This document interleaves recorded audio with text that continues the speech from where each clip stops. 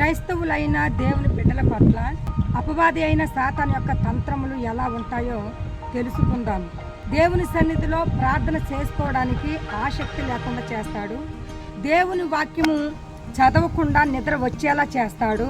దేవుని సన్నిధికి వెళ్లకుండా ఏదో ఒక ఆటంకము, ఏదో ఒక సమస్యను కలుగు చేస్తాడు. ఏదో ఒక సాకు చెప్పే విధముగా ఏదో ఒక అవసరాన్ని కలిగిస్తాడు. అంతేకాదు ఆదివారమున త్వరగా లేవకుండా చేస్తాడు. ఆదివారపు ఆరాధనకు త్వరగా రాకుండా ఆలస్యంగా వచ్చేటట్టు చేస్తాడు. అలాగే ఆలస్యముగా వచ్చిన దేవుని సన్నిధికి ఆత్మతో, సత్యముతో, భయముతో, భక్తితో దేవుణ్ణి ఆరాధించకుండా చేస్తాడు. అంతేకాదు దేవుని వాక్యాన్ని ఆసక్తితో వినకుండా చేస్తాడు. దేవుని కార్యాల పట్ల, ఆత్మ సంబంధమైన విషయాల పట్ల మనసు లేకుండా, ఆసక్తి లేకుండా చేస్తాడు సాతాను. మరి ఇట్టి అనుభవాలు అపవాదివి అని మనం తెలుసుకున్నాము కదా. అంతేకాదు సాతాను యొక్క తంత్రములు మనం ఎరగని వారము కాము అని కూడా వాక్యం ఉంది.